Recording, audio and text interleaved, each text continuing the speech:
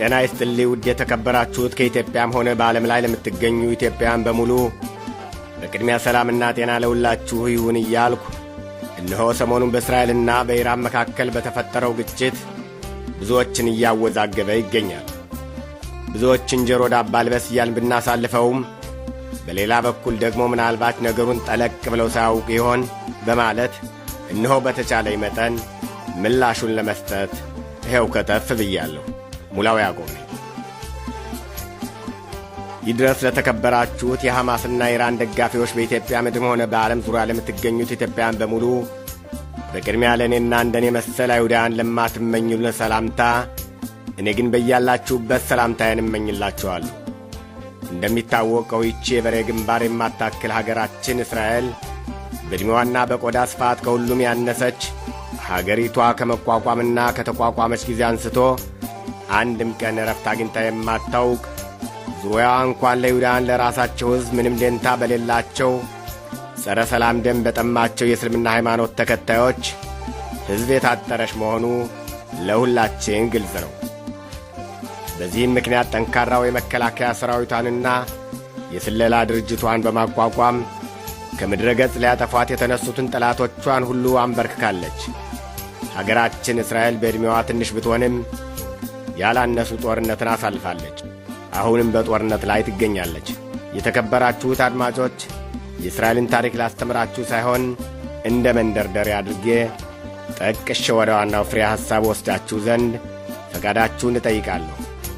የሐማስና የኢራን ደጋፊና ተቆርቋሪ ኢትዮጵያኖች የራሷ እያረረ የሰው ታማስላለች የሚለው አባባል ትዝ አለኝና ይህ አባባል ለሐማስና ለኢራን ደጋፊዎች ነን ባይ አሽቃባጮች የተጻፈ ይመስል ግልጽ ብሎ ይታየኛል።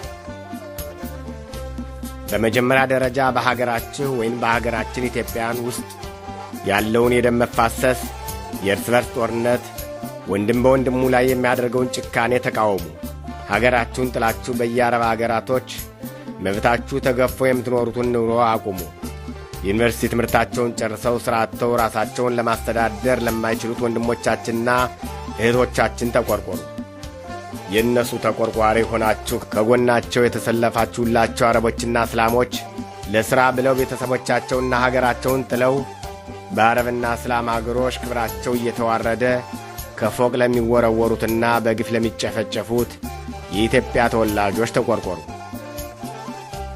የቴክኖሎጂ እድገት ሲመቻችሁ በየመድረኩ ወጥታችሁ እስራኤል ትውደም፣ ከኢራንና ከሐማስ ጎን እንቆማለን የምትሉት ነገሩን በደንብ ሳታጠኑ በስሜት ገንፍላችሁ የሃይማኖት ጦርነት አድርጋችሁ ለምታዩት ረጋ ባለመንፈስ አስተውላችሁ ብትፈርዱ ራሳችሁን ከማቅለል እንዲሁም የታሪክና የፖለቲካ ዕውቀት የላቸውም ከመባል ትድናላችሁ።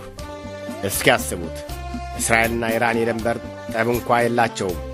ነገር ግን እስራኤል አንድ ቀን ከዓለማችን ምድረ ገጽ ትጠፋለች በማለት አላህ አክቡር እያለ አላህ የፈጠረውን የሰው ነፍስ ለማጥፋት የኒውክሌር ቦምብ በማምረት ደፋ ቀና ሲል ይገኛል።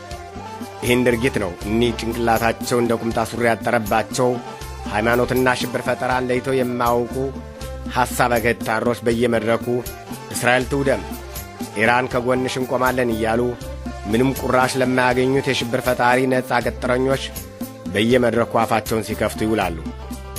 ይህም አልበቃ ብሎ የእስራኤል ጠቅላይ ሚኒስትር ቢንያሚን ኔታንያሁ በኢራን ጦር ተገደሉ እያሉ ያልተጻፉ የሚያነቡ ቁራሽ የማይደርሳቸው የኢራን ጥሩምባ ኢትዮጵያዊ እስላሞች እጅግ ታሳዝናላችሁ።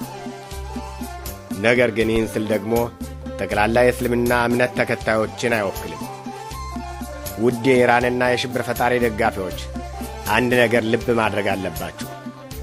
እስራኤልን ለማጥፋት የተነሱ መሪዎች ሁሉ ራሳቸው ወድመዋል።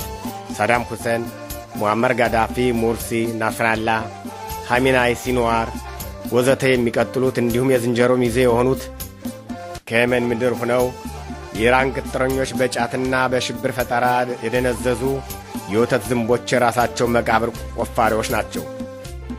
እሳት አንዳጁን ይበላል ተብሏልና ክብሪት ጫሮች ሲቃጠሉ ወላፈኑ ደጋፊዎች እንዳጨማደው ይህን ማስጠንቀቂያ ደወል እነዚህ የኢራንና የሐማስ ሚዜ ኢትዮጵያኖች በደንብ ቢሰሙ ይበጃቸዋል።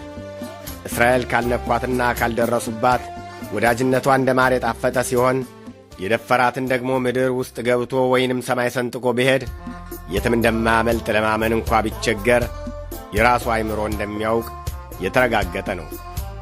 እናንተ የሐማስና የኢራን ሚዜዎች ምክርን በሉት ማስጠንቀቂያ ከጎናችሁ አብረዋችሁ መሥሪያ ቤት የሚቀመጡ ወይንም ከመንገድ ላይ ተቀምጦ እንጀራ ሆኖበት የእናንተን ጫማ የሚጠርገው የሞሳድ ሰው አለመሆኑን የማረጋገጫ ሰነድ የላችሁም። የተዘጋ አፍ ዝንብ አይገባበትም ተብሏልና እስራኤልን ያወገዛችሁ አፋችሁን ስትከፍቱ ዝንብ ሳይሆን ጥይት ሆኖ እንዳታገኙት። በዚሁ አጋጣሚ ይኸው አገራችን እስራኤል የ78 ዓመት የነጻነት በዓሏን እያከበረች በመሆኑ በሀገራችን ለምትገኙ እስራኤላውያን መልካም የነጻነት በዓል ይሁንላችሁ።